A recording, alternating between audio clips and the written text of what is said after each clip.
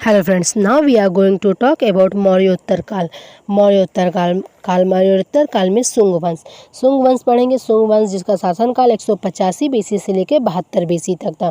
देखो, इसे भारत का प्रथम ब्राह्मण वंश कहा जाता है और इस वंश की स्थापना पुष्यमित्र शुंग ने की थी। पुष्यमित्र शुंग ने अपनी राजधानी विदिशा एमपी में बनाई। इसे भारत में बौद्ध धर्म का विनाशक माना जाता है। इसने 84,000 स्तूपों को नष्ट करवाने का काम किया था। इसने भरहुत स्तूप का निर्माण करवाया। संस्कृत भाषा का सर्वाधिक विकास हुआ।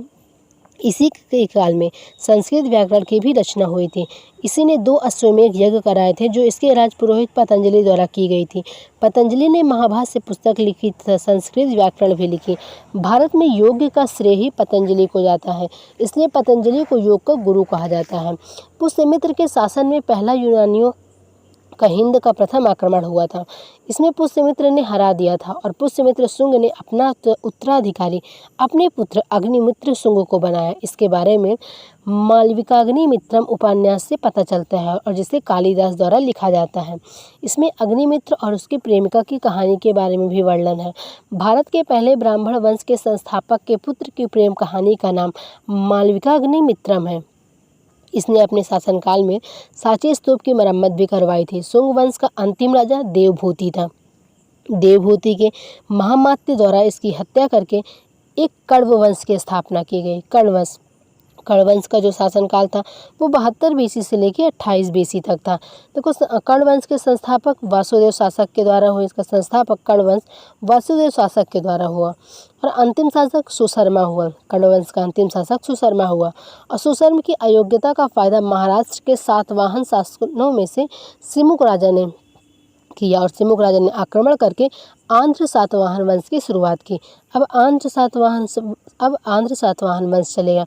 आंध्र सातवाहन वंश जो है वो 28 बीसी से लेकर 3री शताब्दी तक चलता है। देखो, आंध्र सातवाहन वंश जो है यह महाराष्ट्र में मौर्यों के अधीन ही शासन किया करते थे, लेकिन सिमुक ने सुशर्मा पर आक्रमण करके आंध्र सातवाहन वंश चलाया। देखो, सिमुक जो था वो आंध्र सातवाहन वंश का संस्थापक माना जाता है। प्रथम महान शासक सतकर्णी प्रथम एवं द्वितीय महान शासक हाल, जिसने गाथा सप्तशती लिखी। गाथा सप्तशती की बुक को लिखा उसने, हाल ने।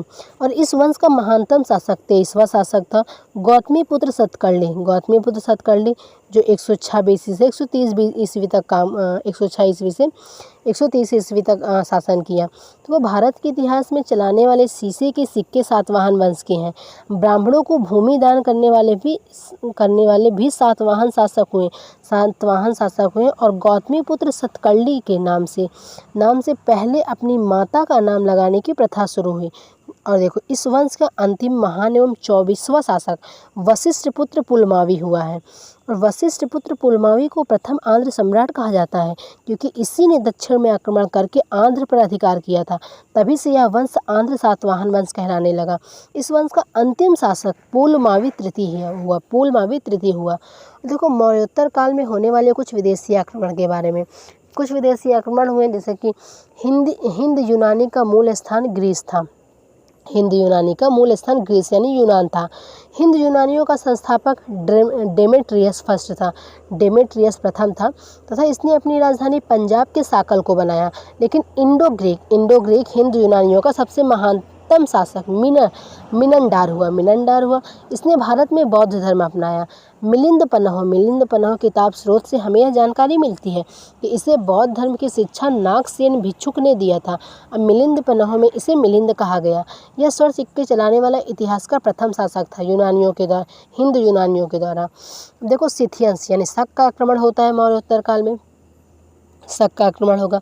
यह मध्य एशिया से संबंधित थे। इनकी भारत में 5 शाखाएं थीं। यह भारत में तक्षशिला, कश्मीर, मथुरा, उज्जैन, दक्कन में थी। इनकी कश्मीर शाखा को कनिष्क ने ध्वस्त किया था 78 ईस्वी में तथा शकों को हराकर शक संवत चलाया था। उज्जैन को विक्रमादित्य ने 57 बीसी में शकों को हराकर विक्रम संवत यानी हिंदू संवत चलाया था। इस शक वंश का महानतम शासक रुद्रदामन हुआ। इसके बारे में जूनागढ़ अभिलेख से पता चलता है। और इस वंश का अंतिम राजा रुद्रसेन तृतीय हुआ, जिसकी हत्या चंद्रगुप्त द्वितीय के द्वारा, जो गुप्त वंश का महान शासक था, की गई थी। कुषाण का आक्रमण यह पश्चिमी चीन से संबंधित है। पश्चिमी चीन से संबंधित है। इस वंश का महानतम शासक कनिष्क था। 78 ईस्वी में शकों को पराजित कर शक संवत चलाया। प्रथम शताब्दी में इसने कश्मीर के कुंडलवल में चौथी बौद्ध महासंगीति का आयोजन करवाया था और इस महासंगीति की अध्यक्षता कनिष्क के 2 दरबारी वसुमित्र एवं अश्वघोष थे। इसके दरबार में एक चिकित्सक चरक, जिसने चरक संहिता लिखी थी।